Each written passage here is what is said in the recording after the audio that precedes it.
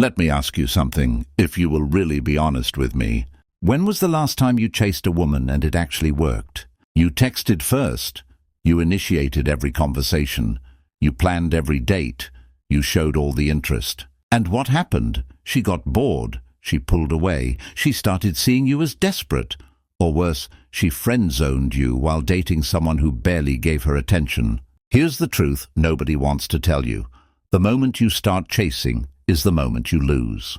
But here's what's even more interesting. There's a way to reverse this entire dynamic. A way to make her do the chasing instead. And it's not about playing games. Rather, it is understanding the psychology of attraction and human desire. So, if you're tired of being the one who always pursues and never gets pursued back, stay with me. Because what I'm about to show you will change everything for you. I know what you've been told your whole life. Be nice, be available, show her you care, express your feelings, chase her until she says yes. That's what rom-coms taught you.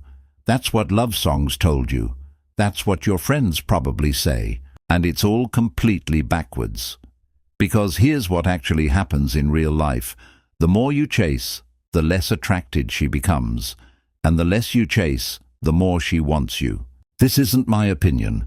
This is psychology. This is how human desire actually works. Women don't want men they can have easily. They want men they have to work for, men they have to earn, men who are a challenge, men who have options and don't need them. And I know that sounds harsh. I know it goes against everything you've been taught about relationships. But think about it. Think about the guys you know who women chase. Are they the ones constantly texting and asking where she is? Or are they the ones who barely seem to care? Here is simply the breakdown behind the psychology of why chasing kills attraction. When you chase a woman, you communicate something very specific to her subconscious mind. You communicate that she's more valuable than you, that you need her more than she needs you, that you have fewer options than she does, that you're willing to work harder for her attention than she is for yours. Now, consciously, she might think this is sweet. She might say she appreciates the effort. But subconsciously, her attraction drops.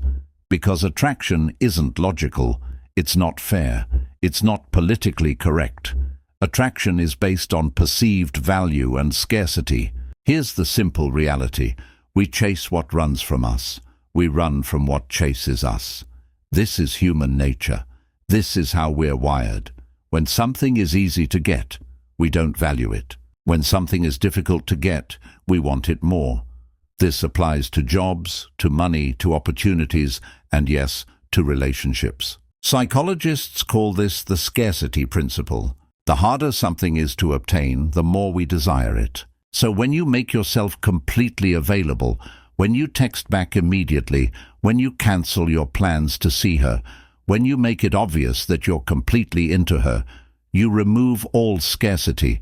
You become abundant in her life, and abundant things aren't valued. Think about it like this. If someone offered you water while you were standing next to a river, would you care? No, because water is abundant. You can get it any time.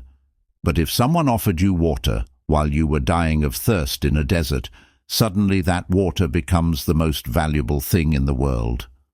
The water didn't change. The scarcity changed. And that's exactly what happens with attraction. When you're always available, always responsive, always chasing, you're the river. You're abundant. You're not valuable.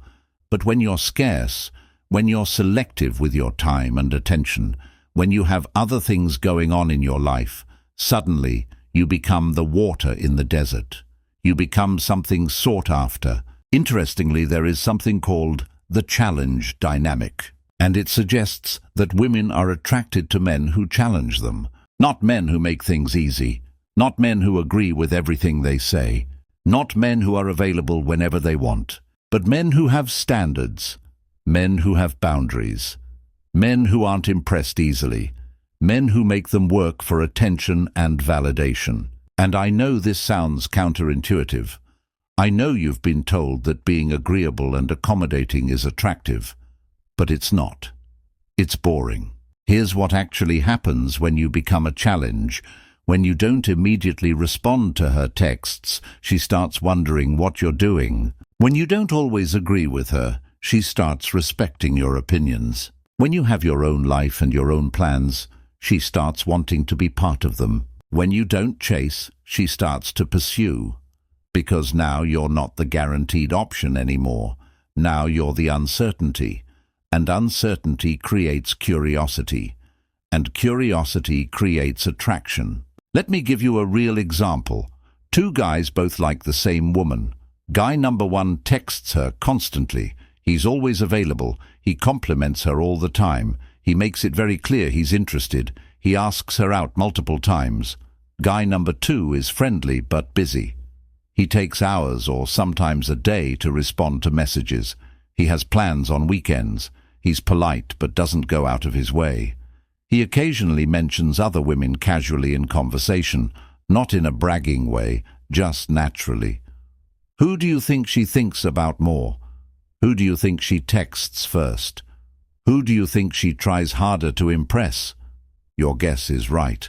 It's guy number two, every single time. Not because he's necessarily better looking or richer or funnier, but because he's less available. He's more of a challenge. He doesn't seem to need her. And that makes her want to prove herself to him. That makes her want to earn his attention. That makes her chase. And this isn't manipulation. This is just reality. This is how attraction works. The person who cares less has more power. The person who pursues less gets pursued more. It's unfair. It's not romantic. But it's true. Layer upon layer, we move to the status factor. Women are biologically wired to be attracted to high-status men, not because they're shallow, but because for thousands of years, high-status men could provide better resources, better protection, better genetics. That's evolution. That's nature. And while we don't live in caves anymore, those instincts are still there. So when you chase a woman desperately, you signal low status. You signal that you don't have options. You signal that she's your best or only choice. And that kills attraction. But when you don't chase, when you're selective, when you clearly have other things going on in your life, you signal high status. You signal abundance. You signal that she's not your only option. And counterintuitively, that makes you more attractive. It's called preselection. Women are more attracted to men who other women want. Men who have options, men who are desired. Because if other women want you, you must be valuable. It's social proof. It's the same reason a restaurant with a line outside seems better than an empty restaurant. Same reason a sold-out concert seems more appealing than one with empty seats. Hence, when you stop chasing and start living like a high-value man, when you focus on your goals, your career, your fitness, your friendships, your purpose, you naturally become more attractive. Not because you're playing games, but because you actually are more valuable. You have more going on. You have more to offer. And women can sense that. They can sense when a man has purpose beyond getting female attention. And that purpose is magnetic. Now, how do you actually make this shift? How do you go from being the chaser to being the one who gets chased? Let me break it down into practical steps. And pay attention, because this is where most guys mess up. Step 1. Stop initiating all the time. This doesn't mean ignore her completely. It means match her effort. If she texts you, you can text back. But don't always be the first one to reach out. Don't always be the one asking how her day was. Let there be space. Let there be silence. See if she fills it. And if she doesn't, you have your answer about her level of interest. But most of the time, she will. Because when you create space, she notices. And when she notices, she starts thinking about you. Step 2. Have a life outside of her. This is crucial. You need to actually be busy. Not fake busy. Actually busy. With work, with hobbies, with friends, with goals. Because when you have genuine things going on, 2 things happen. 1. You're not always available, which creates scarcity. 2.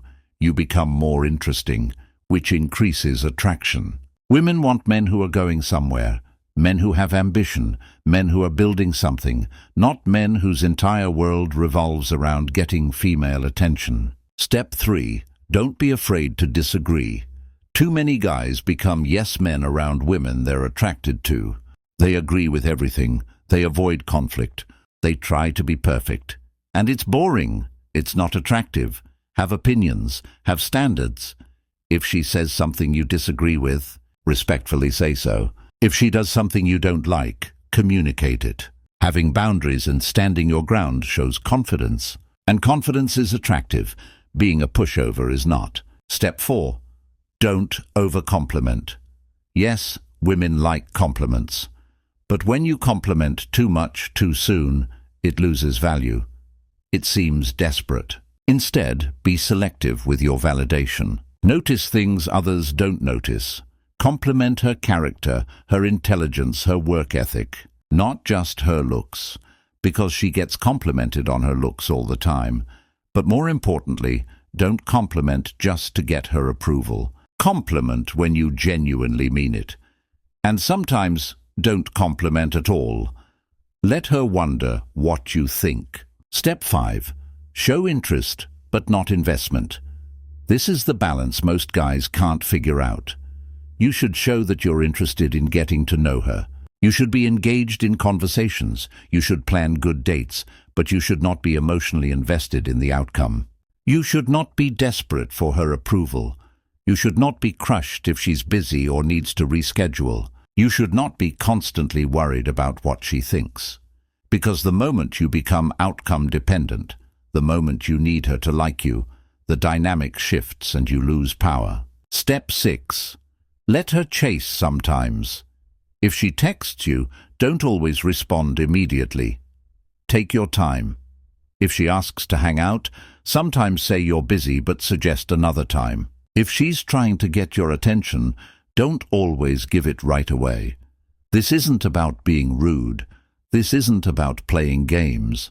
It's about not being desperate. It's about showing that your attention is valuable and not freely given to everyone. And when you do give her attention, she'll appreciate it more because she had to work for it. Step 7.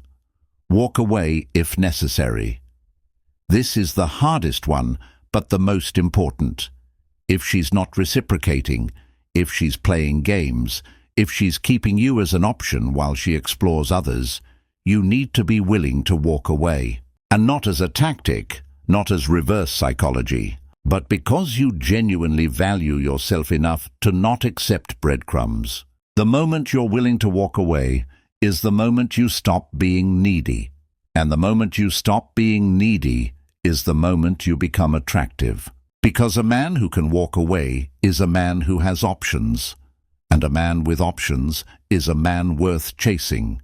Now, I know some of you are thinking this sounds manipulative. It sounds like games. It sounds like you're playing with someone's emotions. Let me be very clear about something. There's a massive difference between being strategic and being manipulative. Strategy is understanding how attraction works and positioning yourself accordingly.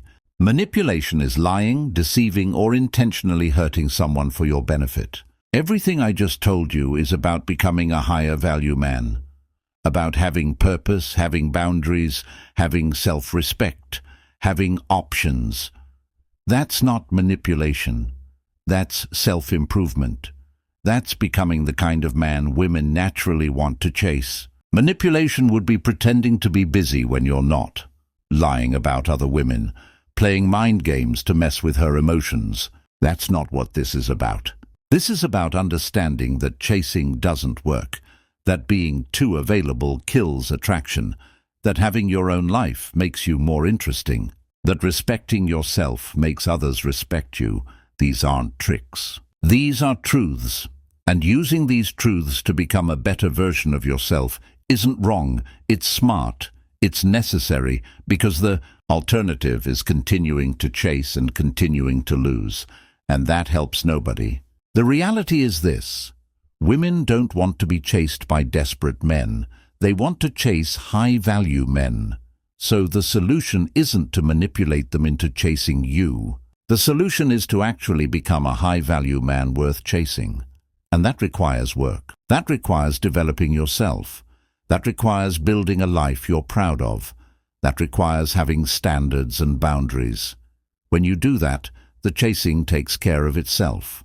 Just to help you avoid regrets, I want to tell you the mistakes guys make when they try to apply this. Mistake number 1, they go too extreme. They completely ignore the woman. They become cold. They play hard to get to the point of being rude. That's not what this is about. You can be warm, friendly, and interested while still maintaining your standards and not being desperate. Balance is key. Mistake number 2, they fake it. They pretend to be busy. They pretend to have options. They pretend not to care. And women can sense fake. They can tell when you're playing games. The goal isn't to pretend. The goal is to actually build a life where you are busy, where you do have options, where you genuinely don't need any one person. Mistake number 3, they do this to get revenge or prove a point. If you're doing this to hurt someone or make them jealous or show them what they're missing, you've already lost. Your motivation should be self-improvement and self-respect, not revenge, not ego, not trying to change someone's mind. Those motivations are still rooted in neediness. Mistake number 4, they give up too quickly. They try this for a week, and if she doesn't immediately start chasing, they panic and go back to chasing her. This isn't a short-term tactic. This is a long-term mindset shift. This is about permanently changing how you approach attraction and relationships. Some women will respond quickly, others will take time, others won't respond at all, and that's fine, because you're not doing this for one specific woman. You're doing this to become the kind of man any high-quality woman would want to chase. Consequently, here's the deeper truth that nobody talks about. The reason chasing doesn't work isn't just about psychology and attraction, it's about respect. When you chase someone who isn't chasing you back, you're telling them that your time, your energy, your attention is less valuable than theirs. You're accepting a dynamic where you give more than you receive. And that's not a healthy foundation for any relationship. The women worth having don't want to be chased.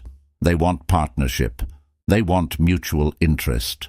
They want someone who values themselves enough to not settle for one-sided dynamics.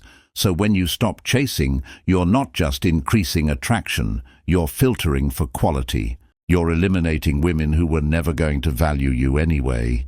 You're finding women who are actually interested enough to put in effort too. And here's what happens when you truly internalize this. When you stop measuring your worth by how much female attention you get. When you focus on building yourself rather than chasing others. When you develop purpose and passion beyond relationships. You become genuinely attractive. Not in a fake way, not in a strategic way, but in an authentic way, because you're a man who's going somewhere. A man who knows his value. A man who doesn't need validation from anyone, and that energy is magnetic. The irony is that the moment you stop needing women to chase you is the moment they start doing it. Because neediness repels, abundance attracts, desperation pushes away, confidence pulls in. When you genuinely don't need her, when you genuinely have other options, when you genuinely are happy with or without her, that's when she feels the strongest attraction. Not because you're playing hard to get, but because you actually are hard to get, because you've made yourself into someone worth chasing. So let me leave you with this. Stop chasing and start building. Build your career. Build your body. Build your skills. Build your social circle. Build your purpose. Build a life so interesting that people want to be part of it. Build yourself into a man who has options, who has standards, who has boundaries, who has self-respect. And when you do that, you won't need to make women chase you. They'll do it naturally, because they'll see a man who's going somewhere, a man who's not desperate, a man who values himself. And that's attractive, that's magnetic, that's what makes someone want to chase. The question isn't why should you chase her? The question is, why would you chase anyone who isn't equally interested in chasing you? Life's too short. Your value is too high. Your time is too precious. So stop chasing and start building. The rest will follow. If this changed how you think about attraction, hit that subscribe button, because we go deep into psychology, power dynamics, and the uncomfortable truths nobody else will tell you. Drop a comment below. What's the biggest mistake you've made while chasing someone? Let's learn from each other. And remember, you're not playing games. You're just refusing to lose the game.